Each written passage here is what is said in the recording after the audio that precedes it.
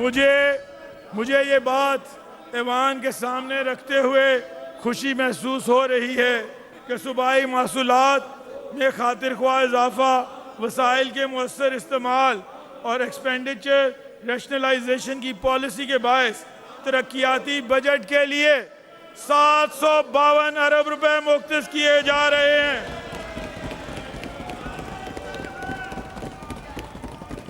جناب اسپیکر، اگر صوبائی محصولات کی بات کی جائے تو وفاقی حکومت کی جانب سے NFC ایوارڈ کے تحت پنجاب کے لیے 4,390 ارب 94 کروڑ روپے کی منتقلی کا تخمینہ لگایا گیا ہے، جو کہ گزشتہ مالی سال کی نسبت 8.1% زیادہ ہے۔ اس کے ساتھ ساتھ پنجاب کے پروونسز اون ریونیو میں اضافے کی حکمت عملی اختیار کی گئی ہے۔ اسی تناظر میں اگلے مالی سال کے لیے 1209 ارب 86 کروڑ روپے کی صوبائی آمدن کے حصول کا ہدف مقرر کیا گیا ہے۔ اس ضمن میں پنجاب ریونیو اتھارٹی 528 ارب 50 کروڑ روپے کا ہدف مقرر کیا گیا ہے، جو کہ مالی سال 2025-26 کے مقابلے میں 55.4% زائد ہے۔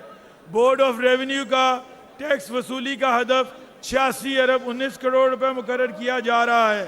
اگلے مالی سال کے لیے ایکسائز اینڈ ٹیکسیشن ڈپارٹمنٹ کو 124 ارب روپے کا ہدف دیا گیا ہے، جو کہ رواں مالی سال کی نسبت 77% کا نمایاں اضافہ ہے۔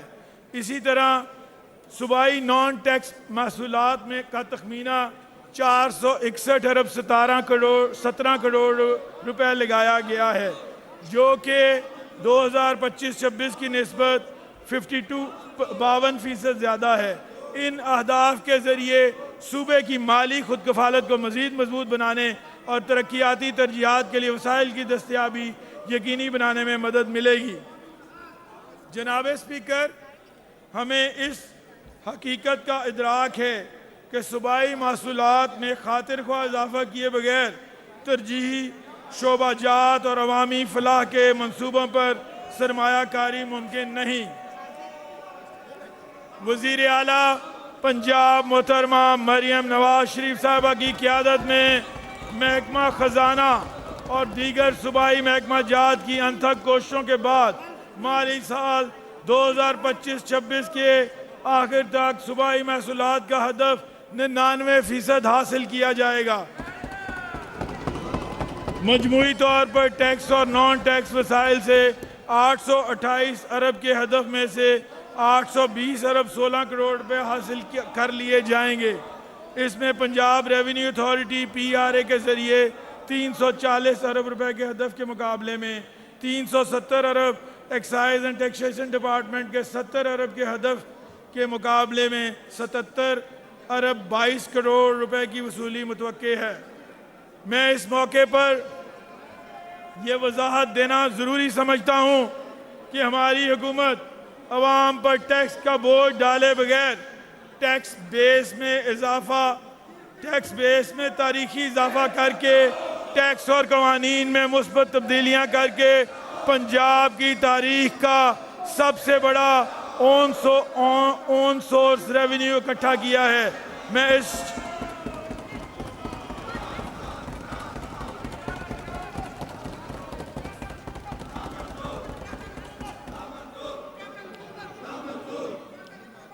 شاندار کارکردگی پر محکمہ خزانہ اور دیگر متعلقہ اداروں کو دل سے خراج تحسین پیش کرتا ہوں۔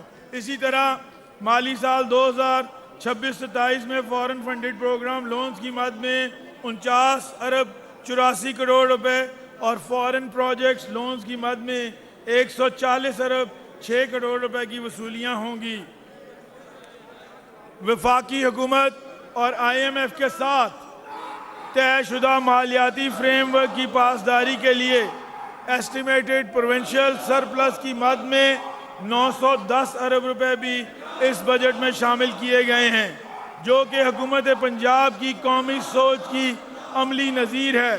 اب میں اس معزز ایوان کے سامنے ہمارے دور حکومت میں ہوئے چند اہم منصوبے آپ کے گوش گزار کروں گا۔ جناب اسپیکر، تعلیم کے شعبے کی ترقی حکومت پنجاب کی اولین ترجیحات میں شامل ہے۔ تعلیم کے شعبے میں مالی سال 2026-27 کے لیے 750 ارب روپے مختص کرنے کی تجویز ہے، جس میں ترقیاتی مد میں 63 ارب 30 کروڑ اور غیر ترقیاتی مد میں 686 ارب 80 کروڑ روپے شامل ہیں۔ مالی سال 2026-27 میں شعبہ تعلیم کے لیے مختص رقم مجموعی بجٹ کا 15% سے زائد ہے۔ اس بجٹ کے ذریعے تعلیمی انفراسٹرکچر کی بہتری، جدید مہارتوں کے فروغ، ڈیجیٹل سہولیات کی فراہمی اور معیاری تعلیم تک رسائی کو مزید وسعت دی جائے گی۔ سی ایم پنجاب لیپ ٹاپ پروگرام کے تحت 1,10,000 جدید لیپ ٹاپس کی فراہمی کے لیے 27 ارب روپے کی لاگت سے منصوبہ شروع کیا گیا، جس کے تحت مالی سال 2025-26 میں 42,000 لیپ ٹاپس تقسیم کیے جا چکے ہیں۔ ہونہار اسکالرشپ پروگرام کے لیے 15 ارب روپے رکھے گئے، جس سے